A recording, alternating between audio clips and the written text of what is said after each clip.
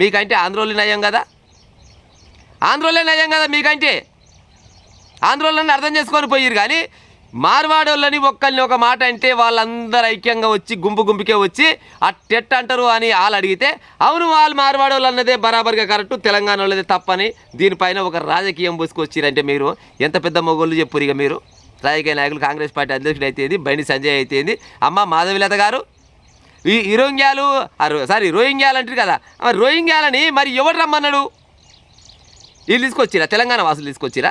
వాళ్ళు వస్తాప్పుడు తెలియదు ఎడంగా వచ్చి వాళ్ళు ఏమైనా భూమి వాళ్ళ దేశంకి వెళ్ళి ఆడ కరెక్ట్ భూమి గుచ్చుకొని మన ఏది హైదరాబాద్లో తేలిరా చక్కన భూమిలోకి వెళ్ళి పక్క పెట్టుకొని వాళ్ళు బస్సుల మీదనే లారీల మీద కార్ల మీదనే కదా వచ్చింది, ఫ్లైట్లలోనే కదా వచ్చింది. మరి ఏమెక్కడే పోతుర్రా మీరు?